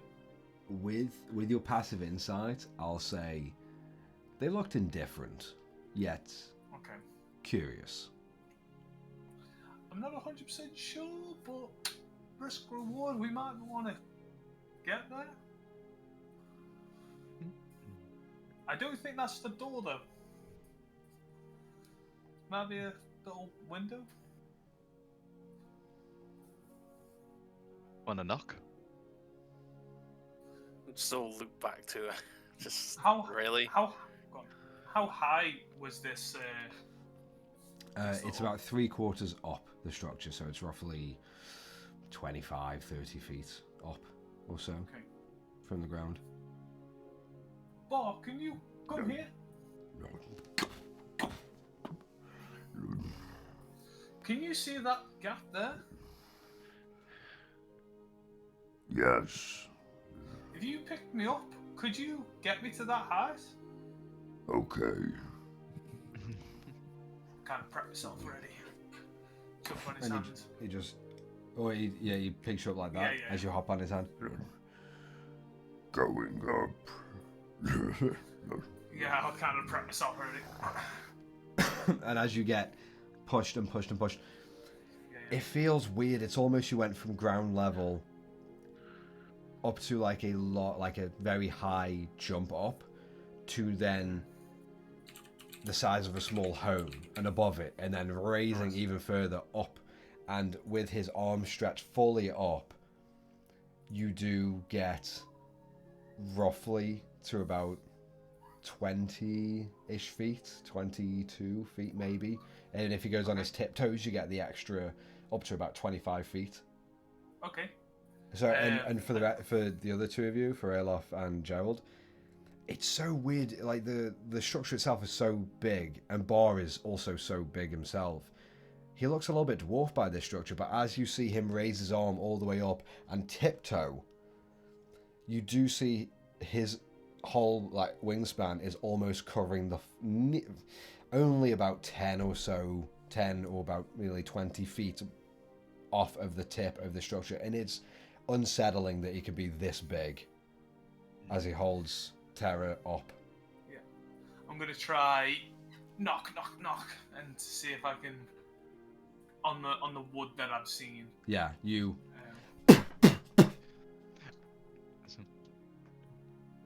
See if there's any kind of response. As a shout, I'd just like to use. In fact, I can use. Yeah, I'll use minor illusion to make my voice appear from near where Tara is, and then just shout the voice code to come out. It's the guards. You haven't paid your taxes. Come on out. Terra. I'll knock again after that voice happens. Yeah, like maybe even a bit harder than last time. You hear?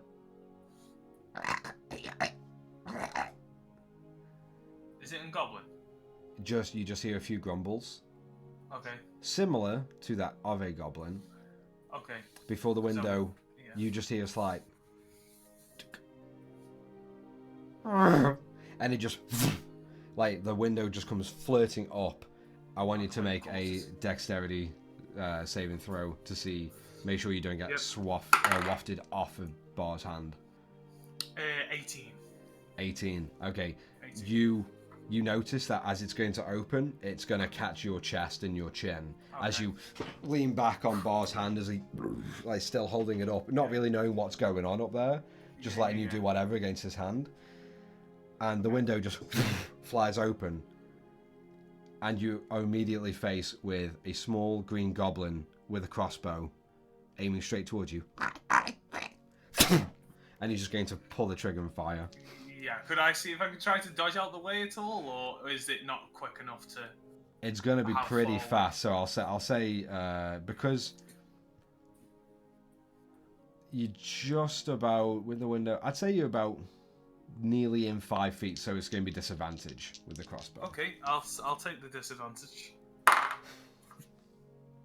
What am I rolling? What are you rolling? Yeah. I rolled. I got an 8, and I got a natural 1 with disadvantage. You see, all of you here, and you just see a bolt. The goblin fierce attacks, man. And Terra, you are just face to face with a goblin who's just fired the crossbow. And you hear it. You hear in goblin. You hear in goblin. Yeah. As you reach in, all you hear as you grab the scruff of his armor, you just hear. They're going to get you. As you. I'm gonna grab. And literally just pull off and see if I can yank him out of my hand. Roll a strength check for me. 16. 16. I'm just gonna roll. Not that. I mean, that would hit their AC anyway if it was like a grapple attack. Anyway, I'm just gonna see like acrobatics, see if they would be able to get out. No, they went with a 5. So you grab and you're just pulling out. I've literally just thrown it out towards where I assume Gerald and Ray will be. All of you just look above and you can barely see like a little bit of motion from Tara on top of Bar's hand, and all you hear is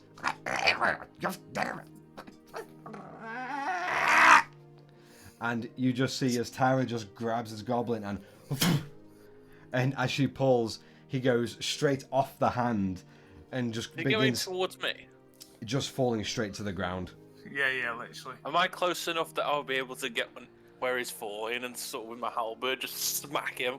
Not with the blade end, just with the blunt end, just smack his head.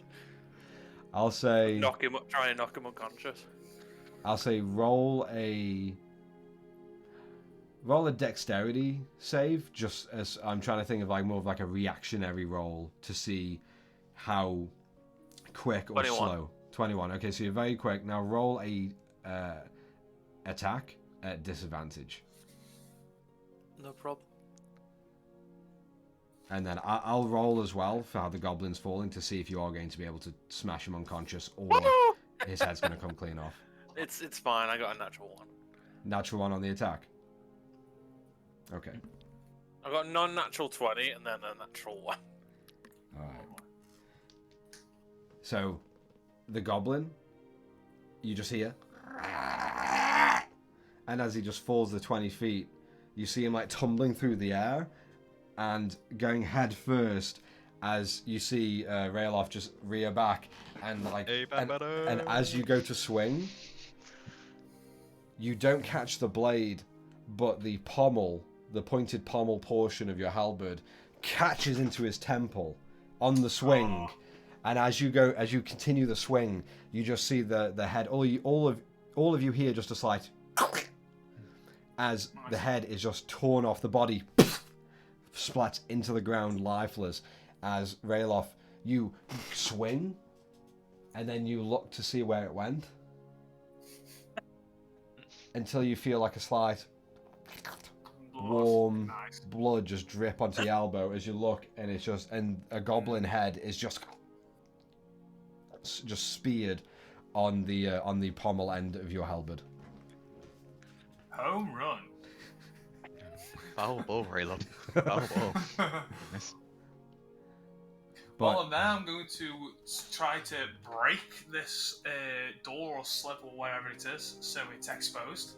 Well, right now, because it is up, yeah, you notice like on each side, all you would need to do is like lift it up a bit more, and it will like slot into these latches that will keep it up and open. Okay, I want to break it off. Okay. So it's permanently off. Roll a strength check for me. Yeah. This is 16 as well. 16. Yeah. I would say I'll after. use it if needs be. Yeah, you kind of brace on Bar's fingers as they curl up, and you just. And as you see Bar and you feel Bar's fingers just slightly curl with you, it gives you that enough as you come back with the slight window off of the small wooden and fiber hinges before you just. Yeah. Light your head. Oh, are we got a second one? And I'm going to kind of like grab and inside. Okay. That's a door, not a goblin door. What do I see? Immediately, you enter in, and you see. Immediately, you hear nothing. It's just silence. You look around, and under your feet are like a wooden set of like scaffolding. And you look down and you kind of lean over and you notice that in this structure, at least the above ground, from this point you have scaffolding that is all ramshackle driftwood attached together to make a spiraling slope that goes down, and you notice... Have you got dark vision? I don't have dark vision, no. All you notice is there are slight alcoves at different points of this scaffolding as it goes down. And you see tiny little dots of shafts of light peeking in from those alcoves. Very slight, like barely visible. But that kind of those little threads of light that feed through into the interior doesn't light anything up, but because it's so dark, it's so easy to see these little threads of light just jutting through from these alcoves. You look down the center and you see, actually, from this distance, from the 25 feet up or so, you can't see much of anything. Okay. But you hear...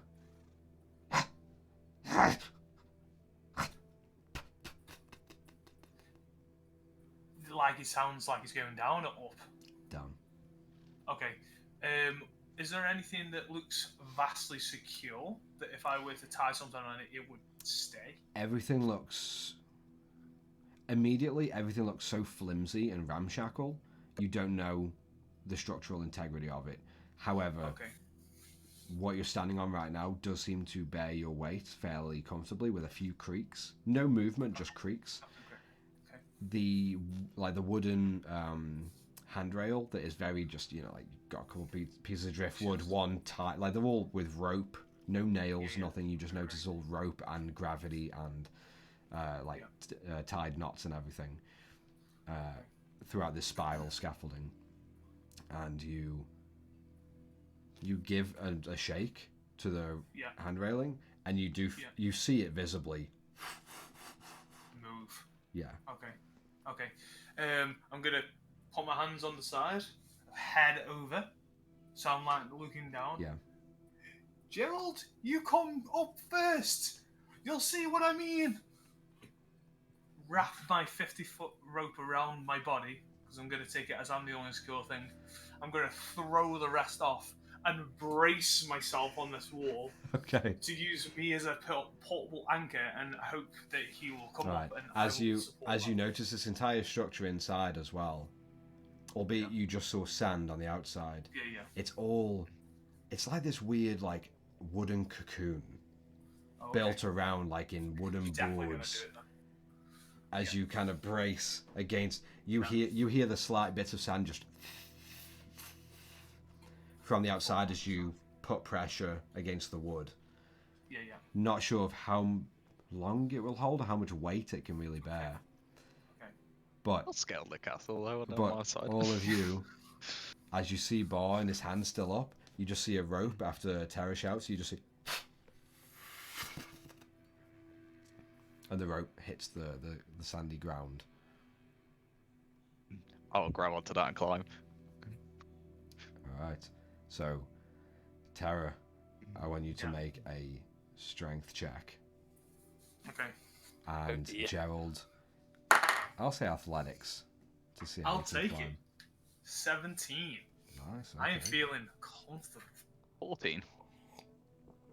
So far, very, very comfortable as you brace and you like a good squat or a deadlift. Once you get to that place of tensing, it's comfortable. Ready. As you just hold and hold and hold. Yeah. Feeling the pull very. Yeah. Yeah. And you pretty much like you set your hips in the right place just to like keep your back straight and your legs kind of like bent but like pressed into the wall. And Gerald, you find it is fairly slippy on the exterior as your feet just slip every now and then as the sand just. But after enough, say about a couple minutes, you find your way up to where Bar's hand is holding under, and then you also like get to the top where the rope is just next to his hand going to Terra. So what do we have here, Asai? I'll have a look I at. don't know. Gerald, with dark vision, you look in and you see this wooden cocoon that is all ramshackled. You notice there are parts of mainly the main structure. You notice on the inside, the wood is rotten and probably very soft and very decrepit. However, you notice there's little alcoves that Tara's in one, and then you notice the spiral scaffolding going down to solid natural stone floor. You notice it must go down 60 feet before it touches solid ground. And you notice these other alcoves, including the one Tara's in, as you're looking around, and then to the back of you, you notice the wood around these frames are a lot newer of driftwood or planks compared to the rest of the structure. You don't see any torchlights. You hear... You don't hear, like, Tara, the little pitter-patter of feet you heard running off. Yeah. Gerald, you don't hear anything. No chatter, no whispers, no footfalls. Just deathly silent.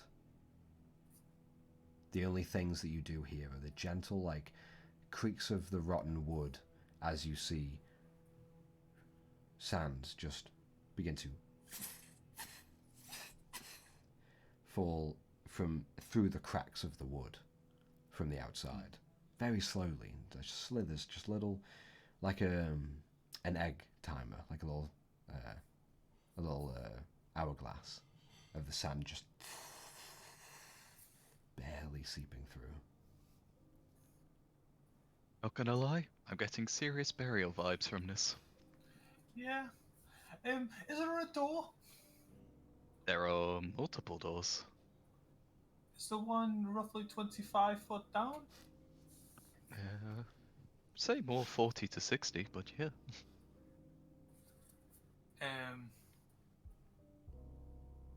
Okay. Why? How many more goblins were in there? I actually only saw that one. And then I heard some footsteps that seemed quite low. I can't see them anymore. I'll say, Tara, just of your passive insight and knowledge of the language and the mannerisms, Yeah. you saw and dealt with that first goblin, and you also you heard a second goblin sprint off. I'm 100% sure I heard a second, but I can't see them now. It's pitch black. Well, Can you? I could see. No one's there. It's just and also, grey stone floor at the bottom. the moment Rayloff takes a step on this, I think it'll break. It's going down. Yes. When can I come in? No. I'll kind of stick my head out. But we're figuring out a plan. Maybe if he just breaks through the wall, he could drop down the last bit. I'm thinking that, but we're currently at the top. Did you Reach say it down. break the wall? I'm gonna clamber down this castle quick. Yeah, I'm gonna just follow Gerald. As you both... Oh, you could go through the wall. Coming through the wall! As you instantly, as you are just beginning to kind of run down, you catch your feet a little bit because some of the wood just like kind of bows slightly or creaks, or like you see a couple boards just snap off and just onto the ground below. And almost like Indiana style boulder, as you're running around and just past a portion of the wall where it's dry and rotted and almost slightly moist as well, you see ogre fingers just break through and just like snap some of the boards as the hands begin to rake across, the fingers curling, just chasing you two as you run down, as you... Run, Gerald, run! And you just hear the splinter of wood being snapped and broken off, sand pouring in. And as you get to that 20 foot, that almost ground level, the splinters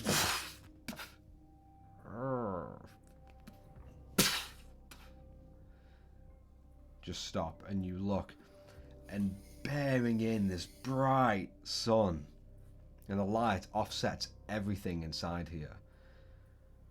And you hear, Through the wall. and as Bar steps through, he steps onto a little bit of the slower scaffolding, and you instantly see it just break and collapse through. He does fall the next additional 20 feet with the scaffolding, so that is 2d6 of damage.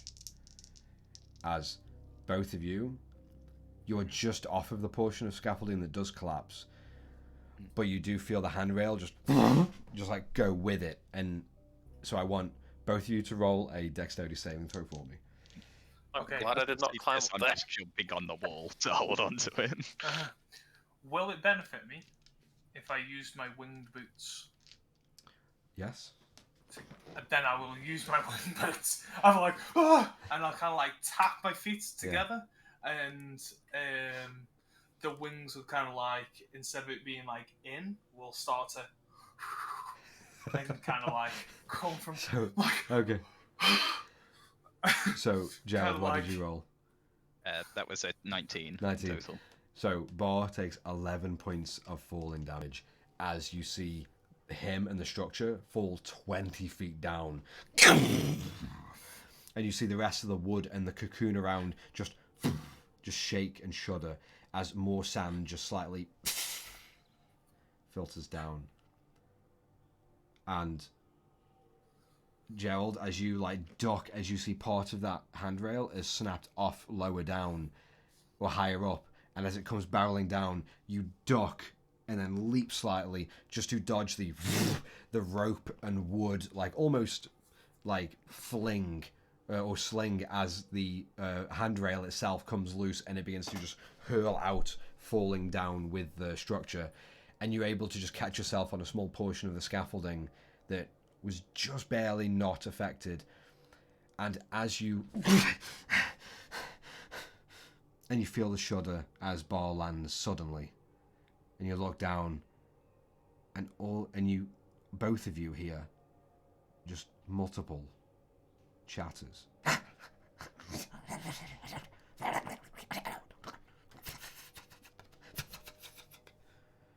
And as you hear that, Gerald, you kind of like look around and you don't see Tara, and just about 15 feet off from you, you hear two sets of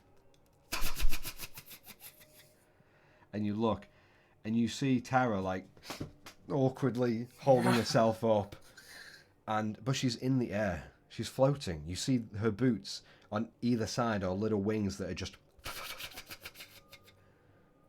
going constantly. And Oh, so you have everyone lift you up for fun then, do you? When you come up. I forgot these are on my feet. Oh, You okay, Bar? yes. I'm going to try to like walk up to rail off. you notice Gerald, as you kind of start making your way down to the fallen bar. I will go down to Bar, and I'd like to use Cure Wounds on him after. Okay. So- On your way down, you kind of look up to Tara, and you notice like she's like a little bit shaky, but you see her weirdly, like as her feet are just dangling and keeping herself together. You see her feet almost begin to just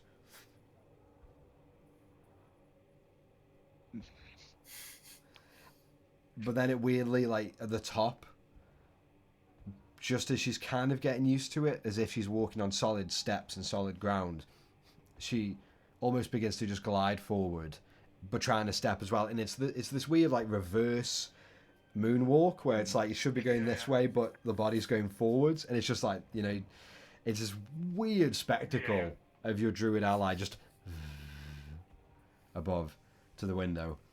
You cure wounds. Yeah, I'll just be like, there, it'll all be better. As I rub my hand across, and a little bit of green light will come out. As cure wounds will do. Plus spell casting 7 points in total. 7 points, fantastic. So he's only a few down. I heard. Yeah. Don't do what Bar did.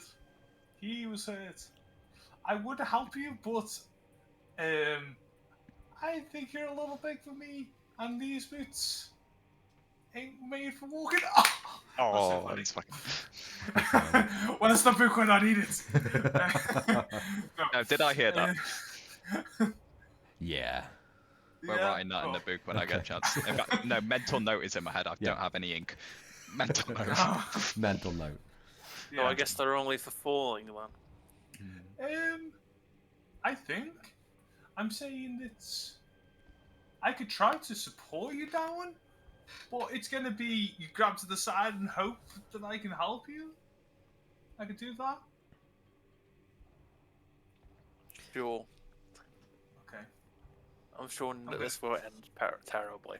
I'm gonna raise up to the point where it's like if I was able to if Rayloff was able to hook around my shoulder, and I'll kind of glide down while Rayloff's kind of like got a grip onto the wall. Okay, yeah. It's being removed from the wood that Bar's just pulled down. Alright. Yeah, that's doable. Rayloff, I'll say roll a athletics check for me. Just as you're scaling with advantage, since your Terra is aiding you with her and her wing boots. 23. 23. Amazing. Slowly going down. Yeah. If it takes time, we'll take time. We aren't getting in fucked. Are you... Sorry, are you... Because you went up to the window, didn't you? Up to where you were. We're a little below that. You all... Yeah, like, so... So it'd be 20 foot below the window. Yeah, so Gerald and Bar mainly fell the extra 20 feet down. From... So he's, like, way at the bottom, which was from the... top where you went up 25 feet, it was about 60 feet down, or about 40, like, because the whole structure is about 45 feet or so, but this lower level goes further down. So I would have gone up to Rayloff's level where he was at 20. Okay, so that 0 foot. So you because you went up to the window first, and then as you were going down, it fell. So we ran down. So you float down a little bit to the ground level of that 0 foot, not going down the 20 feet where Bar fell, but just to the ground, and you meet Rayloff where the entire wall is open and. Got you. Okay, sorry. I was thinking you were going up to the window, going down and picking him up and helping him up there. Okay, perfectly fine. Sorry, very easily done. Tara, you kind of like, you go back to back with Rayloff, and as you push your heels out, and you hear the wings just really just exerting themselves, and just really doing what they can to hold your weight and part of Rayloff's weight as he scales down, just to give him that added support. But you do make it down to Bar 20 feet below the ground level. Nice. And your feet do hit solid stone, no plush, soft sand getting in between your toes or in your shoes. It is just hard, natural stone, like a cave or a cavern. Unbefitting of this desert and this place. Bar slowly just sits up and curls and just about stands up, but still staying on like one knee just to be lower down with you lot. Thank you. I don't hurt much anymore. As I look around, are any of the doorways actually big enough for Bar to even get through? No. You notice just like as you're on the ground, like you are the 20 feet below now, you are like stone. And as you just look off with your dark vision off to the left and through this like large like open archway of stone, like natural cavern stone, it goes up to about 15 feet high and about 16 feet wide or so. And you notice that it just like curves off and begins to descend, like the natural stonework begins to just slowly curve around out of vision and begin to curve off and downwards even more from where you are now. Well, it looks like it's going to be tight. Well, that's the way we can go. At least all of us, anyway. Let's find Mogros. Should we be quiet? Be surprised if they didn't know we were here. I'm very quiet. We can try our best. Okay. Do I lead now? I will lead, big guy. Okay. Just don't want anything snapping in front of you. And Bar quickly like tails behind you, Gerald, and it's this weird, like anyone, like both of you seeing this, Gerald is like yay big, and then you've got the colossal ogre right behind him, still trying to crouch down, still 5 times bigger than Gerald, but just trying to.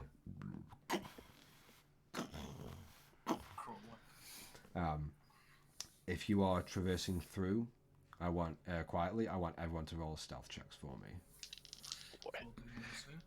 So it's me and Rayloff at the back. Yes. Yeah. In whatever order you choose. That is not too fucking bad with disadvantage. I got a natural 20 and a 16 minus 3. So 13. 13? 13 for Bar. I also got 13. 7. 7. Sorry? We both got 7 as well. So 7, 13, 13. Oh, fuck me. Yeah, Okay, that's on average 10, right? Yeah. I rolled a 3, so it was all good. We did okay. We did mediocre. Yeah, good try. Yeah. Where's your participation medal? I was going to say, it's like you get the participation medal. You all begin to quietly just crawl and step through this large archway, following the natural curve of the floor as it almost looks man-made, but it's so jagged and free-formed that weirdly it could only be natural, maybe natural of an age ago, but not this age. As you see the natural stone, almost like as the stonework floor is set here, and you see this curve begin to just be pressed down through that flat stonework, and it begins spiraling large, slow, wide bends around. I do have a question. With Bar crawling through obviously there's space that obviously can't fit him, is he revealing anything behind him, like that's being put on the wall maybe, and it's being ripped off, so it's revealing something? The only thing you notice, especially around this spiral, as you go through, as the ceiling is only roughly about 8 feet tall at most, or about between 6 and 8 feet. So you know, Rayloff, you are kind of like hunching a little bit down as you're going through this now spiral thing, as the ceiling sits fairly low. Bar is on his hands and knees. The only thing you notice appearing on this stonework, on this ceiling and the edges, is slight little just bits of cloth and silk. Just little scraps. And you do notice as you look to Bar, you see small little like etches and just rags of his robe is being snatched and torn off slightly, little bits at a time, onto the stone and catching onto these jagged little stalactites that only hang down an inch or two, but still, as he's pressed into it, as he's crawling, you just hear a slight of his robe partly being torn. No blood or If I get nothing. rich, I'll kind of grab them. It's fairly easy to reach, and it makes it even more worrisome about how big Bar is, and he's almost like, you know, army crawling through now as he gets tighter and tighter. As all of you can just about be fully standing, or most of you fully standing, Rayloff hunching down slightly, and Tara, you're probably getting to the point where you're slightly hunched. But it's wide enough, but the height is slowly diminishing as you continue these wide bends. There is no light, barely any sound.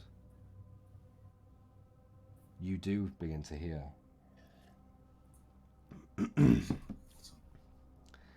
You hear.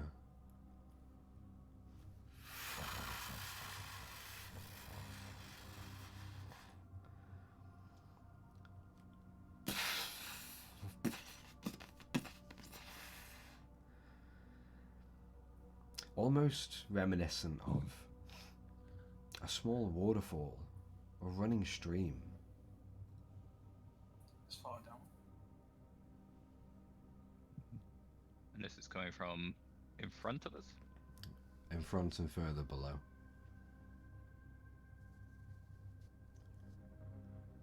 You hear Even more confusing. We will go forward. you hear vacant whispers.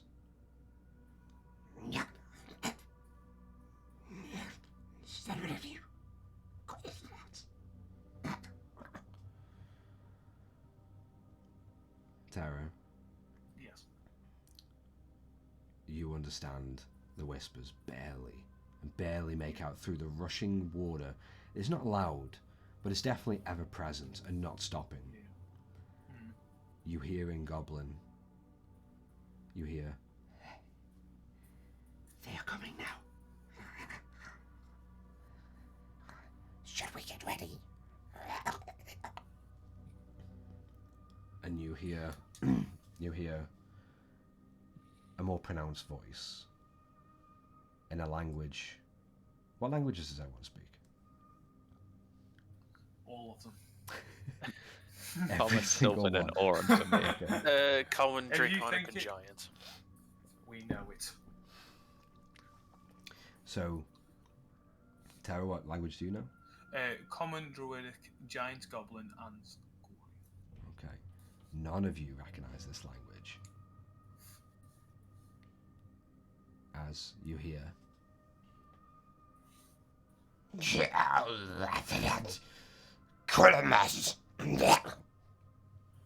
Just begin to echo through the stonework. If I can see a glimpse of Gerald, Mm-hmm. I'm going to mind link him and say, "You know we're here. Be very, very careful."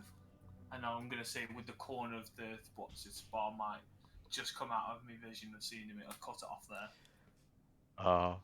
Well, assuming then I can't respond to that. Unless if they because cut we're off going half. around, so you might be able to. I'll try. Actually, keep that to be honest, corner Gerald see is if going to be he's- kind of arrogant anyway. He thinks with Bar directly behind him, there's no way they'll just attack on sight. So he's going to casually walk out the front to this. Now he knows there's people there, though. So, as you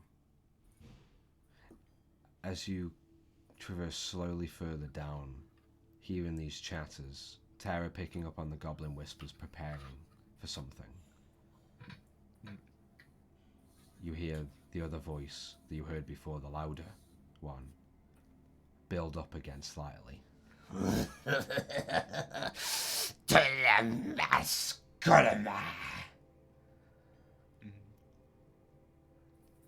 And you gently see, as you're slowly coming to the entrance or exit of this spiraling crawl space for some, walkway for others, you see the glimpse and the hints of a vast chamber open wide, and the glints of just wall sconces. Barely any torchlights, just flickering from around the chamber. You notice, Gerald, as you get a quick peek before you exit, or you enter this chamber, you get a quick peek, and on your level you see your little walkway. Then it cuts off to nothing, and a little ways across the chamber you see your walkway continue. You don't see much to the right or the left as the little spiral cave has restricted your vision like blinders almost. And you just kind of like using bar slightly to climb on top of him as he's like still crawled down, but you get a few extra feet onto his shoulder before you exit. You peer over, and because you got dark vision and your passive perception is not too bad, you do look down and you notice that you are, as you exit, you will be on a raised platform, and there is a small camp and small precipice set further down between your shelf and the shelf that might continue around or to the other end of the chamber. But you do notice those flickering lights, and the chatters almost grow silent as you get closer and closer. I will stop, like sort of raise my hand to probably stop Bar a little bit as he comes near to this edge there. There's an edge. I'm going to scoot to the side so that he can come forward and assess it. What, so Bar can? Yeah. Okay. Because then if he can determine his jump height down, or if he can't, we'll see how that goes. As he just slightly crawls forward, you notice like the skin itself is kind of being pushed in and torn a little bit, not to the point of bleeding or just discomfort. As he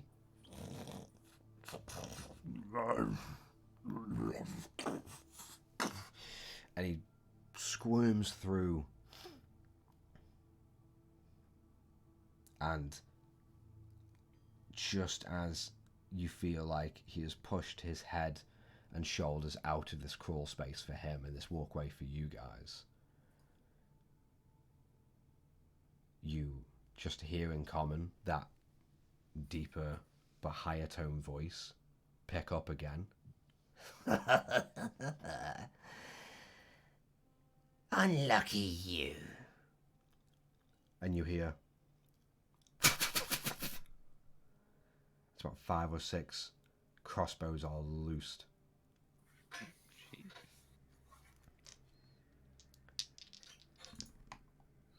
Is this aimed at all of us now that we're out?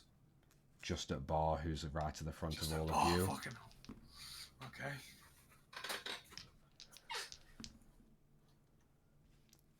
Every single one of the 6 hit. And one was a natural 20. So on count with me. So this is first damage what, roll. the hits or the amount of I'll count the hits. Yeah, someone counts up the damage. Oh, sorry. Yeah, I'll bring up calculator. We're on that. Count up the damage for me. With my 8,008. Alright, so 8.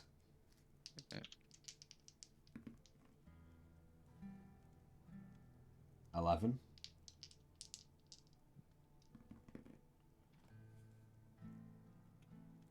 10.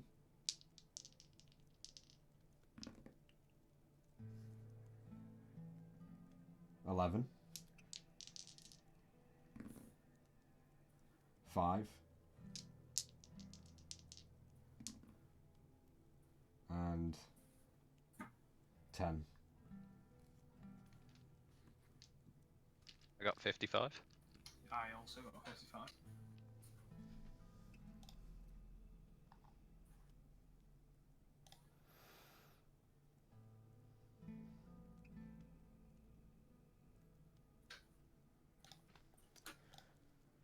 You all notice as you hear that voice just grow slightly, and then you hear of the chatters of the goblins, just and then bolts. All of you, from behind Bar and his colossal body, almost like plugging up and blocking the exit entranceway into this cavern. You just see his legs and his body just shake and shudder with each impact you hear. And his form shakes.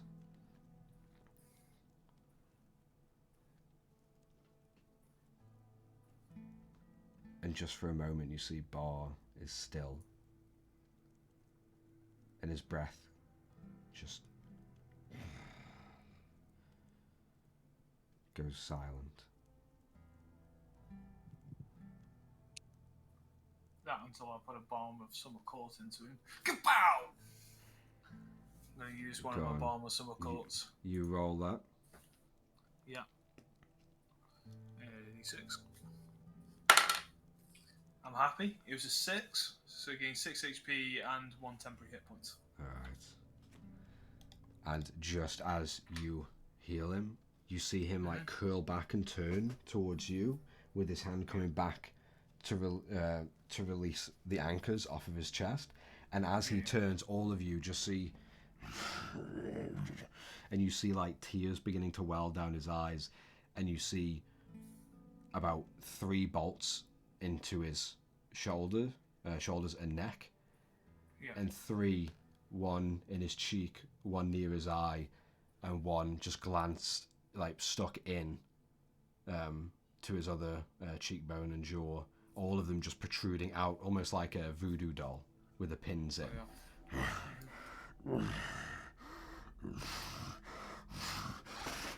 And he unlatches the anchors, and you hear it grind against the stone as he pushes it to the side, and he begins to crawl out. And as he does, you just hear,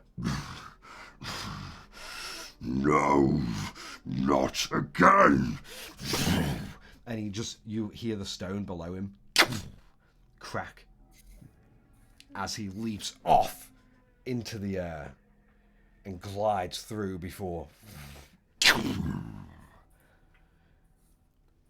And the air grows silent for a moment as you all begin to crawl silently out, and you just see Bar bringing this club above his head of solid stone and pillar. Is the cavern massive that we just walked into? Yes. As he jumps, I'm going to get my quarterstaff and I'm going to enlarge him. Okay. Yeah.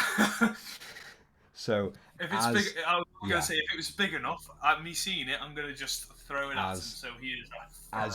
As Bar launches into the air and you quickly catch him descending down, you cast Enlarge, and I you would see like to say he's not. He's willing to. He change. is, and you see Bar Then he will. as he descends and lands, rather than getting a slightly bit bigger, you see him grow double the size. Now a titan in this cavern as he slams down. All these like pinpricks of arrow bolts still in his face, neck and shoulders, and the tears streaming down his face. And he just hurls the anchors and the club around to smash into the closest 2 goblins in front. And that's where we're going to end tonight's episode. Lovely. And come back next week to pick it up right from there.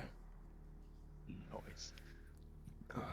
Now, I do want to say, because I thought that was a pretty fucking awesome episode, I want all 3 of you to have a point of inspiration. Just as a little... Use the other one. treat. I'll use my other one. Oh, wow.